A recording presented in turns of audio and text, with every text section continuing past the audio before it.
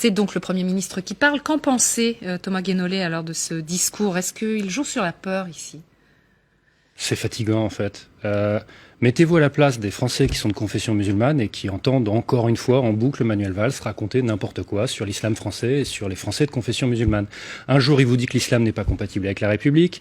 Un jour, il va soutenir Elisabeth Badinter qui a accumulé des erreurs factuelles assez lourdes sur l'islam. Par exemple, je rappelle que le port du voile par les femmes, si on se base sur les sourates du Coran qui sont concernées, il y en a deux.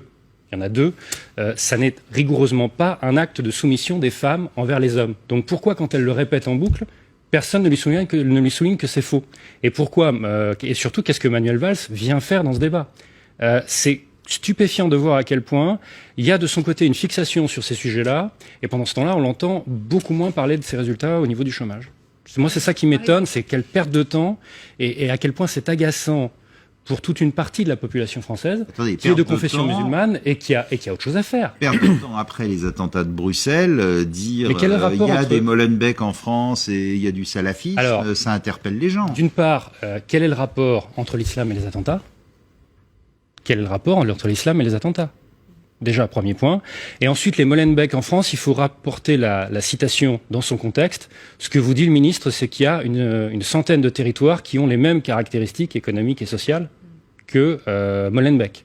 Après, je rajoute que Molenbeek, ce n'est pas, une armée de djihadistes à ciel ouvert qui passent leur temps à fabriquer des bombes dans une sorte de travail à la chaîne. Il y a des êtres humains qui vivent à Molenbeek et dont la quasi-totalité ne sont ni des terroristes ni des djihadistes. Il ne faut pas déduire de la présence d'une cellule terroriste dans un quartier que le quartier entier serait des monstrueux djihadistes. Ça n'a aucun sens. Vous vous souvenez de ceux qui étaient planqués à Saint-Denis et où il y a eu l'assaut? Est-ce qu'on peut en déduire que Saint-Denis est, en tant que ville, un repère de djihadistes? Ça n'a pas de sens. C'est un raisonnement par généralisation qui met des wagons entiers de gens dans une machine à stigmatiser. C'est absurde.